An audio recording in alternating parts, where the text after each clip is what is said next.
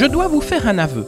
J'ai toujours été quelqu'un de curieux et je me suis toujours intéressé au vécu des personnes qui m'entouraient. Cela me permettait de mieux les connaître et de les découvrir, ce qui, j'en suis sûr, est un réflexe généreux. S'intéresser aux autres facilite les relations avec ceux-ci. En créant, en 2018, le podcast natif Les interviews d'Eric Cooper, j'avais le projet de partager avec tous et toutes le voyage que je faisais en découvrant la vie et les réalisations des personnes qui, à mon micro, racontaient une histoire, leur parcours de vie ou leur création. C'est sur le ton d'une simple conversation que se déroulent les interviews d'Eric Cooper. Le décor est simple, la terrasse d'un café, un musée, un parc, une gare, l'ambiance parfaite pour permettre à la conversation de se dérouler aisément.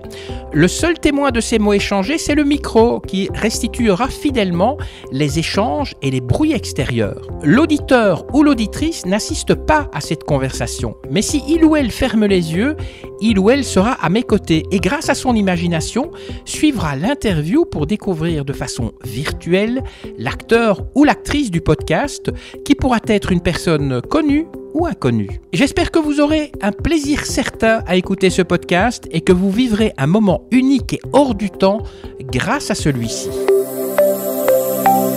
Avec l'actrice du podcast d'aujourd'hui, nous allons voyager dans le sud de la France. En effet, c'est Christina Rosmini que vous allez découvrir. Elle a sorti son nouvel album qui s'appelle Inti. Inti, ça veut dire Dieu du soleil dans la civilisation andine. Et la première question que je lui ai posée, c'est de savoir quelle était l'inspiration qui a fait qu'un jour, vous avez commencé à chanter, Christina. C'est une jolie question, mais en fait, je suis d'une famille où tout le monde chante. Hein, vous savez, comme beaucoup de familles d'origine méditerranéenne, hein, parce que moi, ma maman était 100% d'origine espagnole, mon papa corse et italien. Bon, c'est des cultures où ça chante énormément. Et ma grand-mère chantait, ma mère chantait tout le temps. Et en fait, elle s'amusait à dire, ma mère, que je chantais avant de parler et que je dansais avant de marcher. Donc je crois que ça remonte à loin. C'est vraiment... j'ai toujours chanté. Alors, votre style, c'est de la chanson française avec un petit plus. Comment est-ce que vous pourriez définir votre style ? Oui, alors c'est intéressant aussi de parler de définition parce que je trouve qu'en France, alors peut-être qu'en Belgique c'est moins le cas, mais je trouve qu'en France on a tendance à vouloir toujours mettre les gens dans des tiroirs relativement étanches. Moi je fais un style effectivement qui est un peu hybride puisque je me suis nourrie de chansons françaises depuis ma plus tendre enfance, puisque mes parents écoutaient les grands chanteurs, les grands auteurs-compositeurs français ou ceux qui chantaient la poésie, comme évidemment Brassens, Serrat, Brel, Léo Ferré, Barbara. Bon. Et à la fois, je suis pétrie, justement, je vous parlais un peu de mes origines, je suis pétrie d'influences méditerranéennes et d'influences de tous les Suds au niveau musical. Donc, ma musique ressemble à mes origines et à mes voyages, mais mes textes sont en français. Donc, est-ce que je fais de la chanson française un petit peu colorée ou est-ce que je fais de la musique du monde en français ? Franchement, ça importe peu. Quand j'étais petite, pareil, j'écoutais Georges Moustaki, j'écoutais même... Mes parents avaient même des disques de Nana Mouskouri à l'époque où elle chantait des chansons grecques. Donc, pour moi, j'ai beaucoup écouté Lavilliers, qui a quand même beaucoup teinté sa musique de musique brésilienne. Donc, pour moi, c'est pas un gros mot de faire une chanson française un petit peu typée, quoi. Voilà. Alors, votre carrière artistique est vraiment très variée parce que vous êtes chanteuse, bien sûr, mais aussi danseuse, musicienne, auteure, comédienne. Comment est-ce que vous réussissez à jongler entre les différentes facettes de votre talent ? Est-ce que parfois les choses se mélangent ? Par exemple, vous pouviez être danseuse et chanteuse ou comédienne et chanteuse ? Je serais tentée de dire encore heureux que ça se mélange. Vous savez, là aussi, je vais un petit peu piquer notre société, mais il y a un peu que dans notre zone géographique, France, peut-être Belgique aussi, où c'est suspect de faire plusieurs disciplines artistiques. Dans les pays anglo-saxons ou même dans les pays latins, toute l'Amérique du Sud, etc., chanter, danser, jouer la comédie, tout ça, c'est complémentaire, vous voyez, c'est pas quelque chose. Donc, moi, depuis toute petite, j'ai cet élan vers la danse, puisque j'ai été petit rat de l'opéra pendant tout le cursus. Hein, j'ai fait 7 ans de petit rat de l'opéra. J'ai fait beaucoup de danse flamenca, de la danse orientale, du tango argentin, mais évidemment du théâtre, et puis bien sûr de la musique. Donc, si vous voulez, tout ça fait que pour moi, c'est la même chose. Ce sont les mêmes ingrédients, enfin, ce sont les ingrédients différents d'un repas, je veux pas dire réussi, ce serait prétentieux, mais d'un repas en tout cas complet. Est-ce que, vous venez de dire, vous étiez petit rat de l'opéra, donc vous avez suivi des cours. Est-ce que pour les autres facettes de votre carrière artistique, par exemple musicienne, chanteuse, vous avez aussi suivi des cours, ou bien alors vous avez appris ça sur le terrain? Eh bien, je dirais les deux, mon capitaine, parce qu'il y a à la fois, effectivement, j'ai pris des cours de piano, j'ai pris quelques cours de guitare, j'ai pris, des cours de théâtre, énormément de cours de danse, etc. Mais c'est vrai que je travaille un peu en autodidacte, en fait. C'est-à-dire que je me sers assez peu de l'orthodoxie musicale. Je compose à l'oreille, j'enregistre énormément ce que j'entends. Donc, effectivement, c'est un travail qui est évidemment nourri d'un petit peu de culture théorique, mais c'est quand même un travail essentiellement organique, instinctif, viscéral, voilà. Au cours de votre carrière, vous avez collaboré aussi avec de nombreuses personnalités. On peut citer Georges Moustaki, Enrico Macias, mais il y en a eu d'autres. Est-ce que vous pourriez partager une expérience avec une collaboration qui vous a vraiment le plus marqué? Est-ce qu'il y a dans toutes les collaborations que vous avez eues quelque chose qui vous a vraiment, je dirais, marqué au fer rouge? Il y en a plein, donc c'est difficile de choisir, mais on va dire que collaboration, c'est peut-être un grand mot, mais je vais faire un petit clin d'œil, un petit hommage à Richard Martin. Richard Martin, c'est le directeur du Théâtre Tourski à Marseille, et il s'est envolé il y a 2 jours. On l'enterrera samedi matin, et Richard Martin, c'est une figure de la culture marseillaise, avec ses coups de gueule, avec ses indignations, avec ses prises de position qui ont toute la vie été, qui ont été, saluées par Marseille. Ces dernières années, on était moins en phase au niveau politique, mais néanmoins, il est resté vraiment une figure. Et Richard Martin m'a offert la possibilité de réaliser un de mes rêves. Même 2 d'ailleurs. Un de mes rêves, c'était de chanter en duo avec Paco Ibáñez. Et donc j'ai eu le bonheur de chanter avec Paco, qui est une des figures qui a le plus influencé ma carrière. Parce que même si Paco n'écrit pas, qu'il n'a chanté que les poètes, ça reste un grand cantautor, comme on dit en Espagne. Hein. Et puis la deuxième, c'est que c'est chez lui que j'ai rencontré le pianiste de Richard Bohringer, qui m'a dit qui rêves-tu de rencontrer dans le métier? Et j'ai dit Étienne Roda-Gil, et il me l'a présenté 3 jours plus tard, et ça a été le début d'une grande histoire d'amitié avec Étienne Roda-Gil. Donc voilà, je dirais que indirectement, c'est par Richard Martin que j'ai fait ces rencontres-là et ces collaborations qui resteront évidemment comme quelque chose de très marquant, même si, comme vous le disiez, il y a eu Michel Bernard, avec qui j'ai travaillé et que j'adore, il y a eu Moussaki, il y a eu Vladimir Cosma, j'ai travaillé avec Jean Marais, donc j'ai joué pendant 1 an avec Jean Marais. Le fait de pas être un perdreau de l'année, comme on dit en France, on est de la dernière pluie, fait que effectivement ma vie est jonchée de rencontres, de personnages qui avaient inspiré mon enfance, en fait. Et parmi les nouveaux talents de la chanson, est-ce qu'il y en a avec lesquels vous aimeriez bien collaborer? Bon, écoutez, il y en a plein. Moi, je trouve, contrairement aux passéistes, d'ailleurs, dans mon album, il y a 2 chansons résolument anti-passéistes. Moi, je crois que c'était pas mieux avant, et je crois qu'il y a actuellement des talents, mais incroyables, et notamment parmi les femmes. Je trouve qu'il y a une jeune génération de filles qui est très talentueuse, alors qu'ils vont comment vous dire, il y a évidemment, alors ça c'est pas la jeune génération, mais c'est une génération un peu plus comme la mienne, les jeunes Charal, il y a des gens comme ça très, il y avait Claire Diterzi aussi, des filles de mon âge, mais qui sont des filles très talentueuses. Puis aujourd'hui, moi je suis admirative devant des filles comme Pomme, même Clara Luciani, enfin, je veux dire, même des gens qui sont dans le mainstream, on va dire musicalement, et qui ont la chance que leur identité colle avec l'identité de l'époque, parce que pour moi c'est pas des gens forcément qui ont fait des compromissions pour coller à l'époque, mais il y a vraiment beaucoup de gens de grands talents, voilà. Donc il y en a beaucoup. Et parmi les Belges, il y en a deux qui me viennent en tête, c'est Stromae et Angèle. Est-ce que ça vous dirait un jour de faire des duos, de travailler ensemble avec l'un de ces artistes, ou les deux peut-être? Bah alors là, franchement, vous tapez haut. Hein. Angèle, je la trouve d'une très grande fraîcheur. C'est une fille qui dit elle-même que voilà, qu'elle écrit comme elle parle en fait, que c'est pas quelqu'un qui a une recherche textuelle. Mais par contre, ce qu'elle dit est très intéressant. Et puis musicalement, je trouve ça très chouette. J'adore par exemple le duo qu'elle a fait avec Philippe Catherine, où elle dit voilà, on n'a pas le même son, mais en fait, on a la même base, on a la même matière, mais on n'a pas le même son. Et voilà, c'est quelqu'un que j'aime énormément. Et bon, voilà, Angèle, évidemment, quant à Stromae, je crois qu'il a dit qu'il allait arrêter sa carrière. C'est bien dommage, parce que c'est quelqu'un d'extrêmement émouvant. Et lui aussi, je trouve qu'il a dit des choses, voilà, notamment sur la question du genre, sur la question, c'est quelqu'un qui fait bouger les lignes dans la jeunesse, et voilà, qui passe des valeurs peut-être même sans que les jeunes s'en rendent vraiment compte, mais quelqu'un, oui, de très talentueux, de très inspirant et de très émouvant.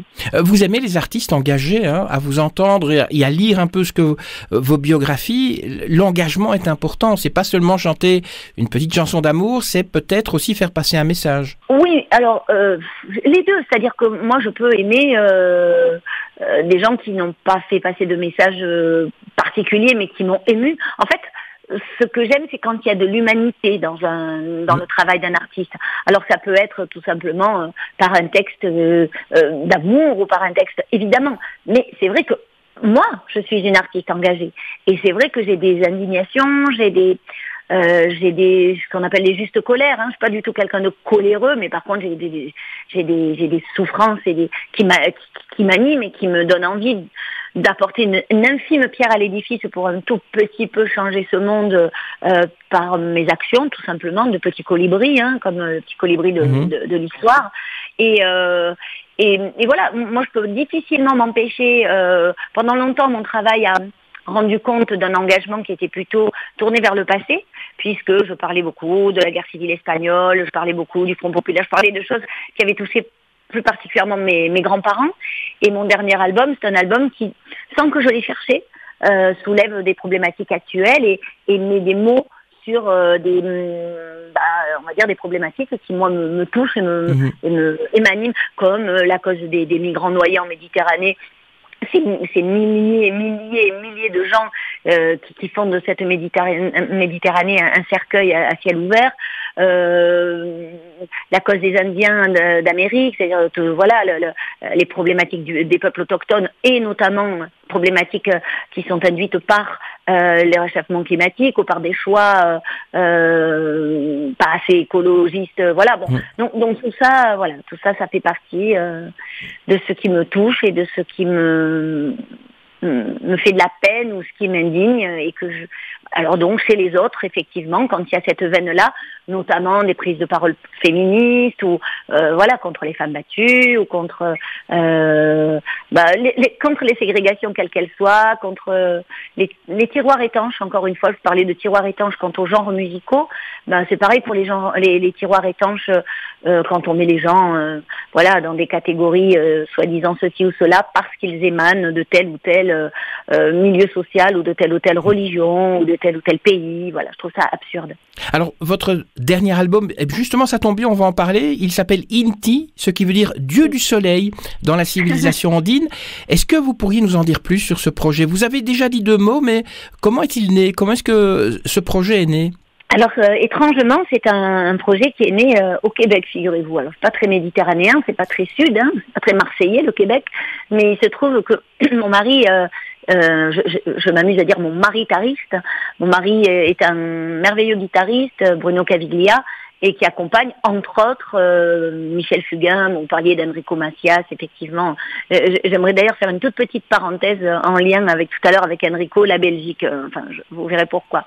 Mais donc, Bruno jouait avec Michel Fugain. Je suis partie au Québec et c'est là-bas que j'ai rassemblé toutes les bribes de textes et de musique que j'avais pour on va dire, oui, faire sauter le bouchon muqueux de ce nouveau projet. Et au départ, alors est-ce que c'est l'influence des forêts du Québec? Est-ce que c'est il s'est appelé La Louve. La Louve, c'est une de mes chansons. L'album s'appelait Louve. Et puis très rapidement, il s'est avéré que l'ensemble de mes chansons, c'est un ensemble solaire. On peut difficilement, quand je sors de scène, les gens me parlent de soleil, etc. Et je me suis dit, je ne peux pas induire le public en erreur en appelant cet album Louve qui serait une identité de sous-bois, une identité lunaire, alors que effectivement je porte en bandoulière tous les suds. Et je me suis dit, mais alors si je devais donner un nom solaire, et puis voilà, moi mon prénom c'est Christina, mais depuis ma plus tendre enfance, je me suis auto-baptisée Titi. Tout le monde m'appelle Titi dans mes amis, et donc je me suis dit, cette Titi, c'est à la fois un peu de moi et puis beaucoup de l'hommage que je rends au Dieu du Soleil. Voilà. Cet album, quel thème vous abordez? Vous en avez un petit peu déjà parlé, mais c'est quoi comme thème? Quel genre de chansons on va y trouver? Eh bien, ce sont des chansons, alors je crois qu'il y a 14 chansons, il me semble, je suis même pas sûre, mais je crois. Ce sont des chansons qui, à la fois, résument un peu là où j'en suis moi en tant que personne. Donc il y a une chanson qui s'appelle Le temps qui passe, il y a une chanson qui parle de mon premier amour, donc ça va puiser à la fois dans mon enfance et puis à la fois dans la femme que je suis aujourd'hui. Donc des chansons de l'ordre de l'intime, de l'ordre de l'universel.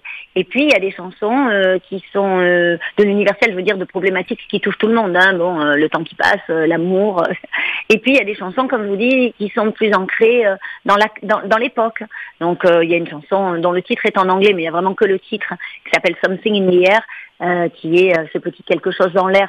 Alors étrangement, elle a été écrite 1 an avant le Covid, donc c'est pas ce petit quelque chose dans l'air là. Même si la période Covid a pu nous laisser penser qu'on allait peut-être aller vers un monde un peu plus vert, un peu moins axé sur la consommation, un peu moins, et puis que finalement, juste après, on s'est rendu compte qu'on n'avait pas trop changé. Moi, quand j'ai vu les biches traverser les villes, les dauphins revenir dans la lagune, les baleines au large de Marseille, je me suis un peu illusionnée. Mais donc voilà, cette chanson parle du fait que effectivement, c'est la terre qui proteste et qui dit voilà, je suis comme une mère incrédule et fatiguée de vous voir ainsi dans la bulle, vous entre-déchirer et puis en gros l'abîmer, quoi. Voilà. Donc il y a des chansons à tonalité verte. Il y a des chansons, il y a une chanson que j'ai écrite donc pour une femme migrante noyée en Méditerranée, parce qu'on parle toujours des migrants comme si c'était une entité masculine, mais en fait il y a énormément de femmes et d'enfants qui se noient et dont on parle peu, voire pas. Et là j'ai pris le parti pris de parler d'une femme qui est morte et en fait la personne qui l'attend sur le quai ne peut pas se résoudre à l'idée qu'elle a disparu. Et j'ai tissé avec mes propres mots ceux de Victor Hugo, extrait de La légende des siècles, les paysans au bord de la mer, puisque le texte de Victor Hugo à ce moment-là parle des gens qui attendent comme ça le vaisseau sur la grève. Et ça correspondait à ce chagrin que peuvent avoir les gens qui ne reverront jamais ceux qui sont morts, puisqu'ils ont des vies, ils ont des gens qui les aiment. Et puis enfin, il y a, je vous dis, beaucoup de chansons qui sont en lien avec les peuples autochtones. Voilà, une chanson en lien avec le peuple zapoteco mexicain, une chanson que j'ai écrite sur les Indiens Sateremawe d'Amazonie et aussi sur la tribu Huron-Wendat du Québec à la réserve de Wendake. Bon, voilà, il y a beaucoup de liens avec les peuples autochtones, il y a beaucoup de liens avec la mère nature. Voilà. Est-ce qu'il y en a une dans cet album Inti, donc qui est votre dernier album, il y en a une que vous préférez? Alors c'est très dur, c'est un peu comme demander à une maman lequel de ses enfants elle préfère. Alors là, il y en a 14, ça ferait une maman qui a beaucoup d'enfants. C'est plutôt Joséphine Baker qui en avait adopté, je crois 14 ou 16 justement. Donc c'est difficile de dire lequel de ses petits on préfère, mais allez, si je devais n'en faire écouter qu'une et si je devais n'en garder peut-être qu'une, paradoxalement, ce serait J'aurais voulu. Parce que J'aurais voulu, ça me correspond vraiment. C'est-à-dire, je suis quelqu'un qui bat des ailes pour tenter de rendre la vie plus jolie aux gens que j'aime, pour tenter d'accompagner les gens sur l'autre rive quand il le faut, pour tenter de m'améliorer pour être l'être humain le plus accompli et surtout le plus supportable pour les autres. Donc oui, j'aurais voulu changer le monde, j'aurais voulu aider ma mère, j'aurais voulu apprendre le chant des oiseaux. Mais bon, voilà, le pont de la chanson dit qu'il faut se rendre à l'évidence que c'est pas gagné, mais qu'en même temps, si on peut rester optimiste et se dire qu'avec un peu de chance, ce sera mieux demain. Donc je crois que c'est la chanson qui me résume vraiment. Vous avez parlé d'Enrico Macias et de la Belgique avant de répondre à cette question concernant l'album. Quel est le lien entre les deux? Mais écoutez, j'ai assez peu de liens, je le reconnais, avec la Belgique, puisque j'ai peu chanté dans votre plat pays qui est le vôtre. J'ai joué en fait au théâtre à Treberden. Je me souviens d'un lieu qui s'appelait Goupil-le-Foll, si ma mémoire est bonne, à Bruxelles, où il y avait plein de disques pendus au plafond et où on passait les afters après les représentations. Bon, c'est un pays où j'aimerais énormément chanter, mais ça ne s'est pas encore fait. Par contre, effectivement, il y a eu, je crois que c'est en 2015, j'ai fait la première partie d'Enrico Macias à l'Olympia 2 fois. Puis j'ai joué avec lui en première partie dans une ville qui s'appelle Wapi. Et au final, grâce à son tourneur oriental qui s'appelle Ahmed Youssef, et puis grâce à son équipe aussi, et son fils Jean-Claude Grenassia, j'ai chanté en première partie d'Enrico Macias au Caire. Et en fait, dans les jardins de l'ambassade de Belgique, figurez-vous. Et l'ambassadeur, donc, qui est Gilles Eyvaert, je ne sais pas exactement comment ça se prononce, était là avec sa femme, et ça a été un moment très fort où j'ai eu un accueil très très très fort de la part des gens de l'ambassade quand j'étais sur scène, je veux dire, et puis du public qui était là, qui était sans doute un peu belge, un peu égyptien, bon. Et puis je les ai perdus de vue et je me suis dit quel dommage de ne pas être resté en lien avec ces gens. Et cet été, je jouais donc au Festival d'Avignon au Théâtre du Chêne Noir. Et puis vous savez, à Avignon, il y a cette coutume qui est de parader, de marcher dans les rues en chantant des petits bouts de son spectacle. Donc j'étais en plein exercice de cette parade-là. Et soudain, j'entends Christina. Et c'était l'ambassadeur et sa femme qui étaient dans les rues d'Avignon. Et donc on s'est retrouvés par hasard comme ça. On s'est rencontrés simplement, comme disait la chanson. Ils sont venus me voir le soir et je me suis dit que c'était peut-être un signe, comme quoi mon lien, effectivement, avec la Belgique était là et qu'il allait falloir en faire quelque chose. Et puis vous êtes arrivés aussi à ce moment-là, je me suis dit, tiens, voilà. Alors, on parlait de spectacles, justement, peut-être que vous viendrez jouer des spectacles en Belgique.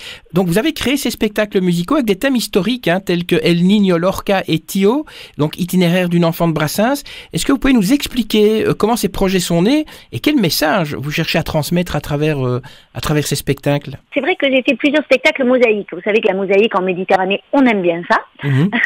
Donc, j'ai commencé, c'était en 2002, mon premier spectacle qui s'appelait Al-Andalus, le Jardin des Lumières, en ne prenant que des extraits de textes parlant de la période de l'Andalousie médiévale, d'Al-Andalus, qui a duré de 711, donc l'arrivée d'Abdelrahman, puis la création du califat de Cordoue, jusqu'à la chute du royaume de Grenade avec Isabelle la catholique qui reprend les clés au roi Boabdil. Donc j'ai fait ce spectacle-là, spectacle musical aussi. Ensuite j'en ai fait un sur les premiers congés payés et le Front populaire, qui s'appelait Front Pop au devant de la vie. Donc c'est un spectacle que j'ai joué pour les 70 ans du Front populaire et pour les 80 ans des congés payés. Ensuite, j'ai créé un spectacle qui s'appelait El Niño Lorca, qui est un conte musical que j'ai tissé à partir de l'intégralité de l'œuvre de Lorca. Alors à partir en espagnol, puisque j'ai la chance d'être bilingue. Donc j'ai lu toutes ses lettres, tous ses poèmes, tout son théâtre, toute sa correspondance, toutes ses conférences aussi. J'ai tissé tout ça pour trouver dans son œuvre tout ce qui pouvait être prémonitoire et pouvoir, grâce à ça, raconter son histoire et son lien via le prisme de son lien au monde de l'enfance. Voilà. Donc ça, c'était El Niño Lorca, qui est né au Théâtre Toursi en 2016. Et enfin, il y a eu un petit itinéraire d'une enfant de Brassens, comme vous le disiez, qui est une histoire, en fait, que j'ai cette fois-ci tissée à partir de l'intégralité de la plume de Brassens, donc évidemment ses chansons, mais également ses 2 petits romans, mais également les dédicaces qu'il a fait à d'autres artistes, sa correspondance aussi, ses interviews, pour raconter cette fois-ci non pas son histoire, mais la mienne, celle de ma famille, l'arrivée de mes 4 grands-parents immigrés d'Espagne, d'Italie et de Corse, parce qu'on émigre de Corse, et qui en fait sont devenus français grâce entre autres à cette image, cette figure paternelle et tutélaire qui est Georges Brassens et qui a tiré vers le haut les immigrés qu'ils étaient. Donc, et la femme que je suis aujourd'hui, l'artiste que je suis aujourd'hui, c'est évidemment grâce à des figures comme Georges Brassens que je suis ce que je suis. Voilà. Donc mes spectacles, ce sont là encore des sujets qui me font vibrer, des sujets qui font mon histoire familiale, qui font l'histoire de ma famille et qui font. C'est aussi un travail de mémoire, je crois. Et aussi pour tous les racistes, ou pour tous les xénophobes, ou pour tous ceux qui voudraient penser que l'intégration est quelque chose de pas gagner d'avance. Voilà, c'est montrer comment une petite fille d'immigrés a une identité française peut-être encore plus forte et plus solide et plus nourrie que beaucoup de Français entre guillemets de souche, si tant est que ça existe. Et voilà quoi. Et donc bon, c'est ma manière à moi de témoigner de ça et de comment en 3 générations on passe d'ouvriers très pauvres, sans aucun niveau culturel, à moi mon frère est agrégé de philosophie, écrivain, et moi modestement auteure-compositrice. Voilà. Vous avez un point commun avec le chanteur de country Johnny Cash, c'est-à-dire que vous avez fait des concerts en milieu carcéral. Qu'est-ce que ça représente pour vous de faire ce genre de concert dans ce genre de lieu, et aussi pourquoi vous l'avez fait? Alors, pour vous dire toute la vérité, moi j'aime bien faire des concerts, comment dire, dans les quartiers difficiles, pour les gens qui n'ont pas accès à la culture, etc. Et globalement, voilà, pour essayer d'apporter une petite graine d'humanité, de poésie, même de joie dans des endroits qui sont pas forcément abreuvés, voilà. Donc, mais la prison, pour dire la vérité, je n'ai fait qu'un concert en prison parce que ça a été trop violent pour moi. Je suis une hyper sensible et hyper réceptive. Et ce n'est pas que ça s'est pas bien passé parce qu'on m'avait dit tu verras, les prisonniers, c'est un public très froid, ils ne montrent absolument pas leurs émotions. Alors moi, quand on est arrivé avec Bruno, ça a été l'inverse, c'est-à-dire ils étaient là, ils étaient connectés, ils étaient enthousiastes, ils réagissaient très très fort. Et j'avais demandé de garder une demi-heure à la fin de mon concert pour pouvoir échanger avec eux. Et donc je suis allée dans le public, je leur ai chanté les yeux dans les yeux, une chanson qui s'appelle Mimi, donc que j'ai écrit pour l'enfant que je n'ai pas vu. Et en fait, ça a été trop pour moi. C'est-à-dire, je suis rentrée à la maison vraiment, j'avais l'impression que les regards des prisonniers s'étaient collés à moi, que leur destin était entré en moi, que la noirceur de leur parcours et j'ai mis 2 mois à m'en remettre. Donc je ne peux pas. Par contre, je suis d'une famille, mon frère anime des ateliers philo en prison, mon père va animer des ateliers sur la démocratie, sur l'éducation populaire, etc. Donc on va dans le milieu carcéral, mais pour ma part, c'est une expérience que je ne regrette pas d'avoir faite parce que je pense qu'elle est manifestement, d'après ce qu'ils m'ont dit, ça leur a vraiment apporté quelque chose. Mais moi, ça m'a beaucoup trop atteinte, en fait. Voilà. Leur souffrance m'a trop ébranlée. Alors, votre voix, vous ne l'utilisez pas que pour chanter. Vous faites aussi des doublages de films, de dessins animés, de jeux vidéo. Comment est-ce que vous choisissez un petit peu les projets de doublage? Vous savez, c'est des familles, ça, c'est en fait, on fait partie d'une espèce de vivier pour les studios, pour les directeurs de casting, tout ça, et ils finissent par nous connaître et par nous appeler pour ce qu'on sait faire le mieux. Donc moi, souvent, je vais faire des accents, pas forcément que l'accent marseillais, puisque j'ai même fait des accents dans le film du Nord, le film Ch'ti, j'ai oublié le nom, le film culte. Bienvenue chez les Ch'tis. Oui, merci, mon Dieu. Oui, tout à fait. Donc, vous voyez, je fais des accents divers et variés, puis voilà, puis je participe comme ça. Et quant au dessin animé, ça s'est fait un peu de manière aussi conjoncturelle. J'ai rencontré un réalisateur qui faisait un dessin animé en espagnol pour le coup, et d'ailleurs le jeu vidéo aussi. Donc là, c'est plutôt en espagnol. Après, voilà, c'est des projets qui se présentent, qui sont pas pour moi. Ça m'amuse.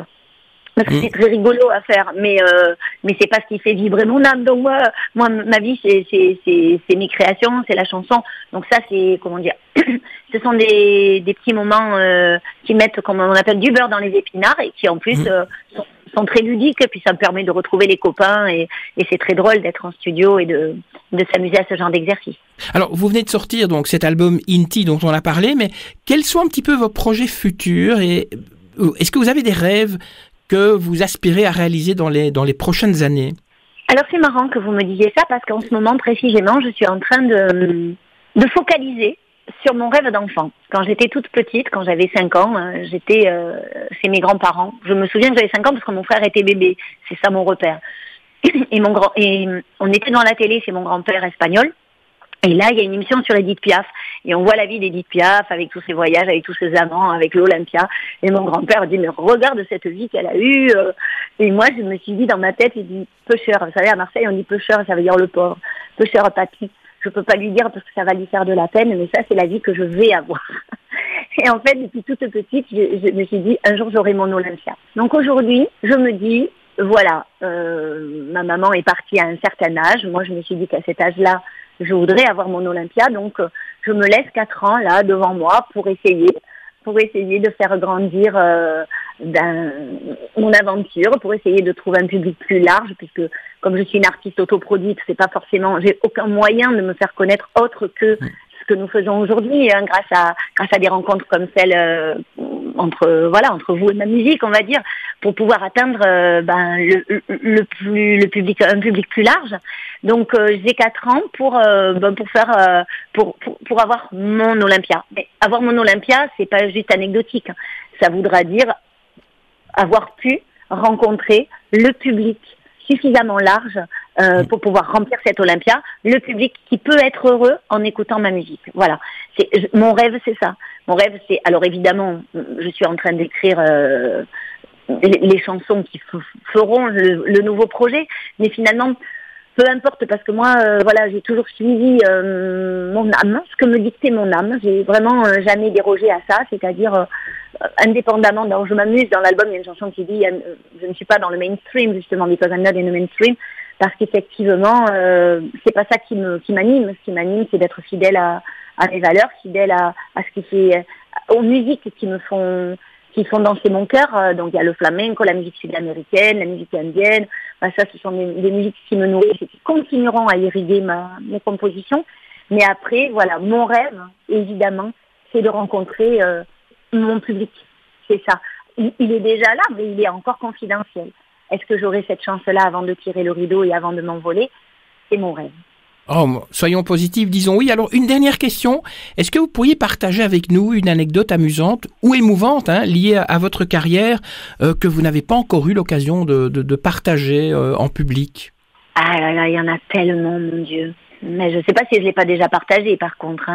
Mais je ne sais pas, il me vient ma rencontre avec Rodagil, que j'ai un tout petit peu évoqué tout à l'heure, ou celle avec André Chédid peut-être, mais j'en ai déjà parlé. André Chédid, donc, qui est la maman de Louis. De Louis. Et la grand-mère. Et la grand-mère de M, voilà. Et de toute la fratrie, cette dynastie extrêmement talentueuse qui a accompagné nos vies. C'était pour mes 25 ans et il y avait un compositeur chilien, Osvaldo Torres, qui m'avait dit, tu sais, tu devrais chanter les poèmes d'André Chédid. Et moi, je connaissais André Chédid comme romancière, j'avais lu L'Enfant multiple, j'avais lu L'Autre, j'avais lu Le 6e jour, mais je ne connaissais pas sa poésie. Donc il me dit, tu devrais acheter texte pour un poème et poème pour un texte.